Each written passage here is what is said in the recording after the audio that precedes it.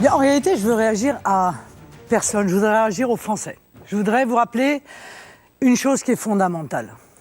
Je voudrais vous rappeler que c'est vous qui avez le pouvoir entre vos mains. Chaque voix de chacun d'entre vous pèse autant que celle du président de la République qui était sur ce plateau tout à l'heure.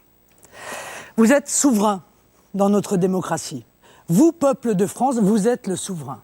Alors, n'écoutez pas la petite musique qui vous laisse penser que cette élection serait faite, que pour des raisons extérieures, il y aurait une réélection automatique, ou alors que la politique, ça ne sert à rien, que rien n'est possible. Tout est absolument possible. À chaque fois que quelque chose vous choque, à chaque fois que quelque chose vous heurte, à chaque fois que vous êtes témoin d'un dysfonctionnement dans notre pays, derrière, il y a eu une décision politique qui en a été à l'origine. Ça veut dire qu'une autre décision politique, une autre orientation peut changer les choses. S'il y a des médecins qui manquent dans les campagnes, c'est parce qu'on a mis en place un numerus clausus. S'il y a une immigration dérégulée dans notre pays, c'est parce qu'on a laissé ouvertes les frontières et qu'on n'a pas été assez exigeant pour les gens qui venaient chez nous. S'il y a une insécurité qui est endémique et qui frappe tout le monde, partout, et particulièrement, il faut bien dire, les femmes dans notre pays, c'est parce que les lois sont laxistes. Et c'est parce qu'il n'y a pas assez de magistrats pour pouvoir passer un coup de vis et rétablir la sécurité dans notre pays. Donc on peut faire des choix différents dans notre pays pour peu que vous le décidiez. Et c'est cela dont je voudrais vous convaincre. Je vous présente un projet qui est solide, un projet qui est sérieux, un projet qui est chiffré et qui est fondé sur la nation. Pour une raison simple, c'est que la nation, c'est la seule structure capable de vous protéger, de préserver un système de protection sociale, de préserver votre prospérité de demain, votre sécurité de demain. La nation, il n'y a que vous pour la préserver. Et la nation, elle ne protège que le peuple français. Merci. Merci beaucoup, Marine Merci Le Pen. Merci. Nous vous laissons repartir. Merci. Il était là il n'y a pas si longtemps. Fabien Roussel revient. Vous connaissez les lieux. Désigné par J'ai le même pas tirage eu le au temps de sort. Et voilà, on n'a à peine eu le temps de descendre. Le tirage au sort a fait que vous alliez revenir. Fabien Roussel, à quoi voulez-vous réagir en conclusion de cette émission? Vous avez 2 minutes. D'abord, je voudrais vous remercier pour cette belle émission. À travers vous, remercier l'ensemble des salariés et je pense, j'en profite, aux intermittents du spectacle, au monde des arts et de la culture, si important dans notre pays qui est très attaché et dont le régime est menacé aujourd'hui. Je voudrais dire aux Français que les jours heureux, nous y croyons et nous devons y croire ensemble. C'est possible. Nous devons reprendre notre destin en main, reprendre la maîtrise de notre économie. Il y a tellement de richesses, tellement d'argent qui existe, c'est notre argent. C'est celui que nous produisons, celui de notre travail, celui de toutes les richesses issues des usines, des ouvriers, des ingénieurs, mais c'est aussi de ceux qui s'occupent de nous au quotidien, que ce soit les infirmières, les aides-soignantes, les enseignants, tous ceux qui sont dans les services publics et qui sont aujourd'hui tellement maltraités, parfois méprisés. Le travail, la France du travail, la France des salaires et d'une vie digne, la France qui respecte ses salariés, qui respecte sa jeunesse, qui respecte ses retraités qui ont passé une vie au travail et qui se retrouvent aujourd'hui à devoir diminuer leur chauffage pour pouvoir vivre dignement. Tout cela n'est bien sûr pas admissible. C'est tout le projet que nous portons, c'est reprendre le pouvoir sur ces richesses que nous produisons et les mettre au service de tous. C'est un immense projet qui nous permettra de reconstruire une république garantissant les mêmes droits pour toutes et pour tous, en métropole comme dans les outre-mer où il y a tant de retard à rattraper. C'est cette France-là que je souhaite bâtir et la bâtir avec vous, tous ensemble, en commençant par les entreprises où les salariés doivent retrouver un vrai pouvoir d'intervention. C'est ça une des clés. Les salariés n'ont jamais été un problème. C'est souvent la solution car eux savent comment on peut mieux redistribuer les richesses qu'ils produisent, comment on peut être plus efficace au travail. C'est la France des jours heureux, c'est la France de la paix, c'est la France que je vous propose de construire tous ensemble. Merci Fabien Roussel, vous connaissez les lieux, je vous en prie. Merci à beaucoup. très bientôt. Emmanuel Macron va nous rejoindre. En tant que président sortant, c'est sans doute logique et naturel. Votre nom a été cité à de nombreuses reprises ce soir par les autres candidats. À quoi avez-vous réagi? Qu'est-ce qui vous a marqué? Vous avez, comme tous les autres, 2 minutes. C'est à vous. Bonsoir, merci beaucoup. Merci à tous les deux et à toutes celles et ceux qui ont permis cette émission. Ces débats sont toujours des moments démocratiques importants et cette campagne est importante car elle nous permet de, justement, structurer les choix des 5 années à venir pour notre pays. Alors nous le faisons dans un contexte que nous connaissons tous, mais j'ai entendu, comme vous, des avis, des convictions. On a parlé de beaucoup de choses, il y a des choses dont on n'a pas parlé. On n'a pas parlé d'autonomie, c'est normal, d'outre-mer, de beaucoup d'autres sujets sur lesquels j'aurais souhaité m'exprimer. Mais je voulais finir en disant 2 choses. La première, c'est que pour les 5 années qui viennent, il nous faut avoir collectivement beaucoup d'ambition pour notre pays. Il y a ces crises qui font peur, il y a la guerre qui revient, et je pense que nous avons en nous la force pour relever ces défis.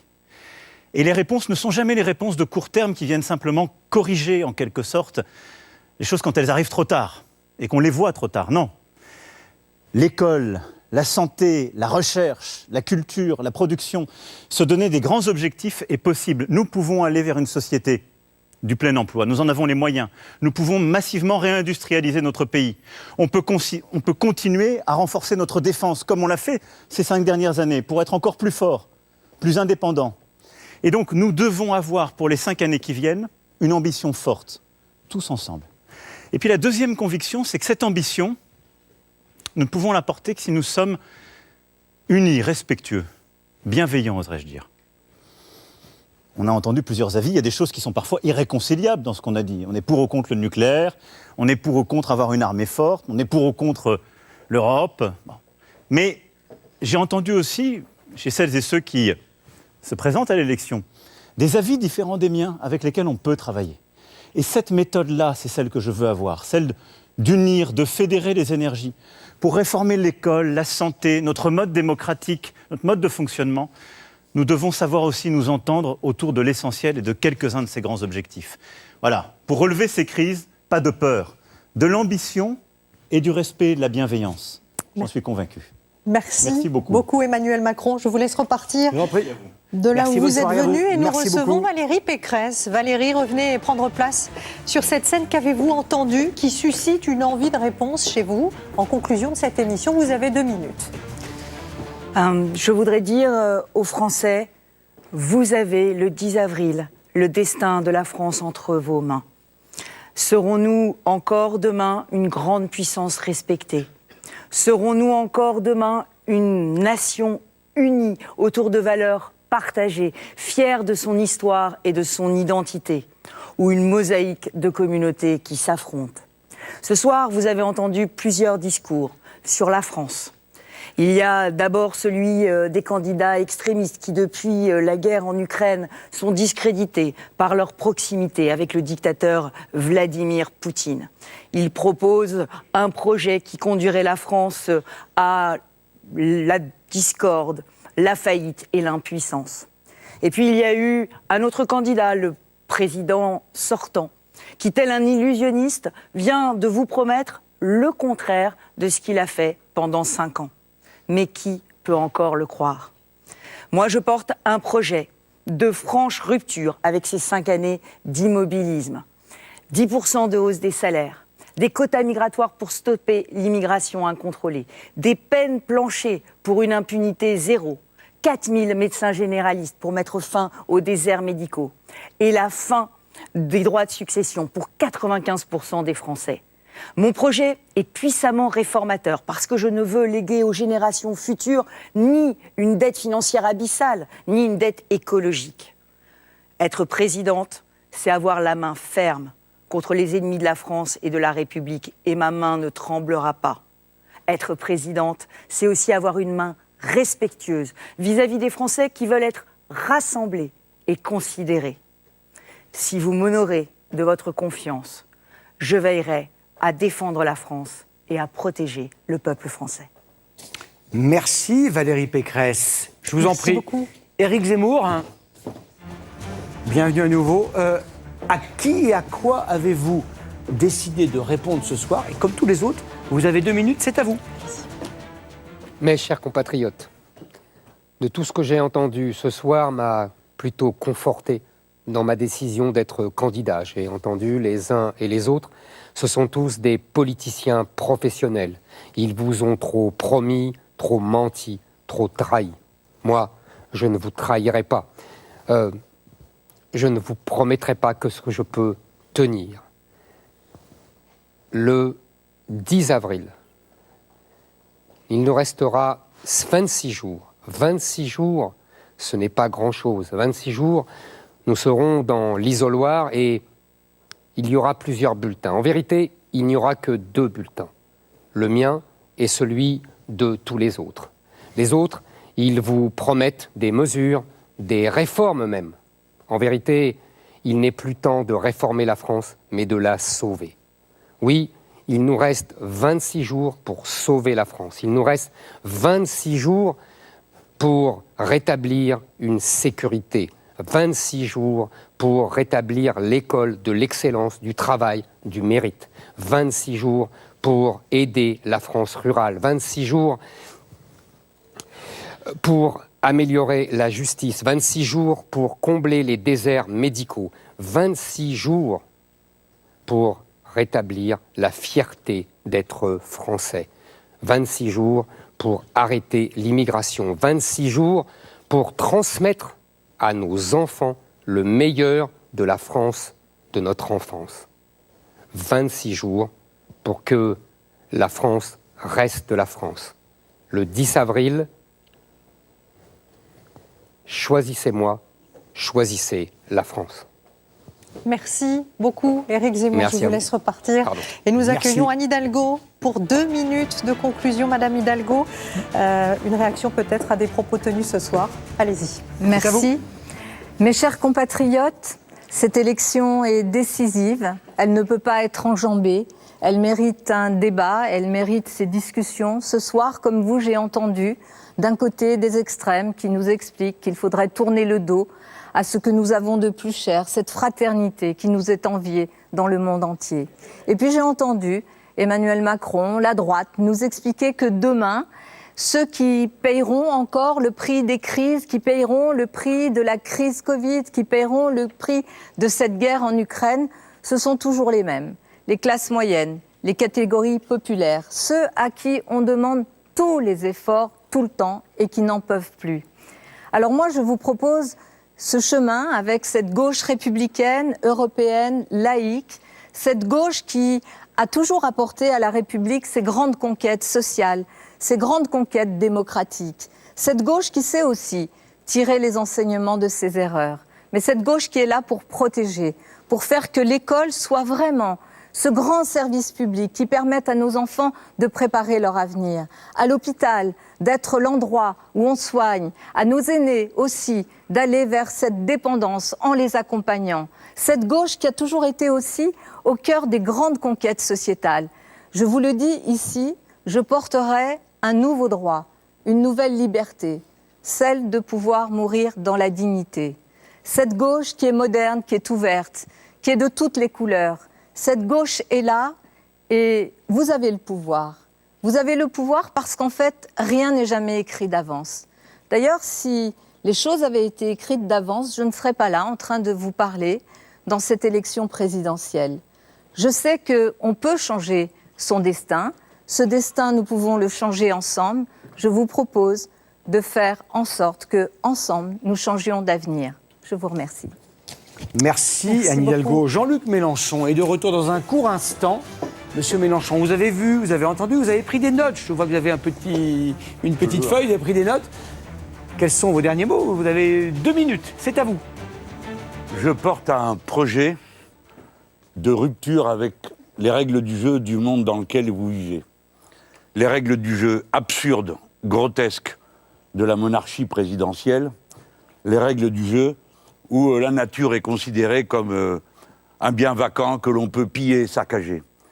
Rupture avec un monde qui ne tient aucun compte de la souffrance humaine ni de la souffrance animale. Mon projet est celui d'une société d'entraide, d'harmonie entre les êtres humains et avec la nature. Mais cette harmonie, elle est impossible si on laisse la société être dévastée par des haines religieuses comme celle qui est entretenue contre les musulmans de notre pays. Elle est impossible si on continue à vivre dans un tel océan d'inégalités et de malheurs. Les inégalités qui font que 5 personnes possèdent autant que 27 millions des autres.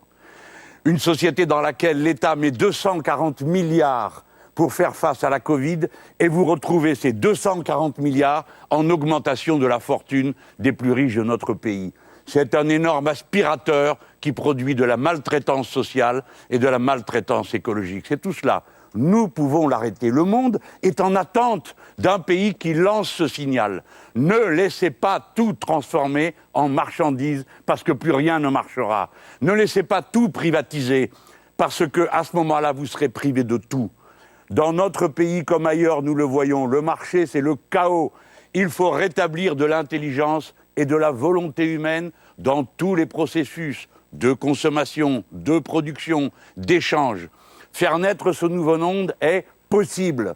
Un autre monde est possible. Renouer avec le progrès humain. Vivre une autre vie d'hommes et de femmes. Une vie tournée vers les biens communs, leur respect.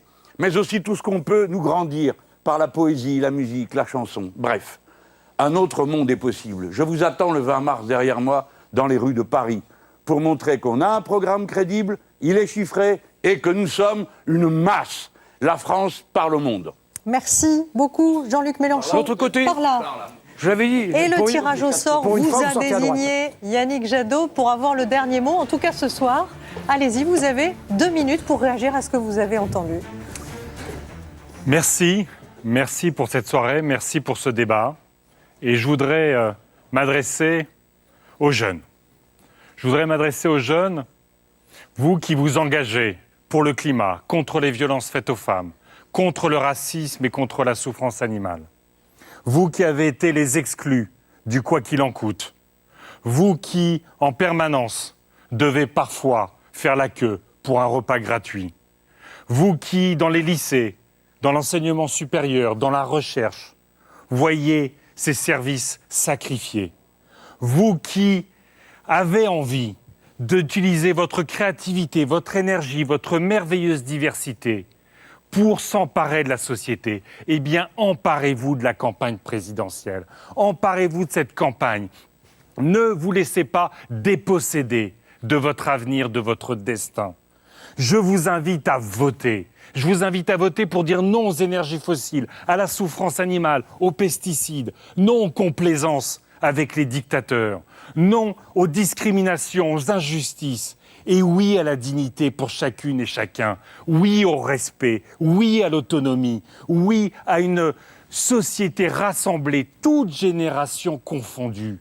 L'écologie, c'est le projet de la vie. L'écologie, c'est le projet qui va revitaliser notre promesse républicaine. Liberté, égalité, fraternité, c'est aussi notre récit national. Alors oui, participez à cette élection, faites la vôtre. Ne laissez pas les autres décider pour vous. Et le 10 avril, votez pour votre avenir. Votez pour notre avenir, votez pour les océans, les prairies, les montagnes, les rivières, les animaux, votez pour la bienveillance, votez pour la solidarité. Le vote écologiste, c'est le vote de la vie, tout simplement. Merci Yannick Jadot. Le sort en a ainsi désigné. C'est vous qui avez donc le dernier mot ce soir. Merci, non pas que je vous chasse. Merci. Merci à vous. Merci beaucoup. Merci à vous et à tous les candidats d'avoir accepté les règles de cette émission. Merci à vous, nombreux devant votre téléviseur, de nous avoir suivis. Et aux Français, ils étaient 300 ici. Ces Français qui vous représentent. N'oubliez pas tout de suite sur LCI, sur le canal 26, le décryptage de cette émission. Merci, ma chère Anne-Claire. Merci, Gilles. Merci à vous tous qui nous avez suivis ce soir. Très bonne soirée à tous. À demain, à 20h.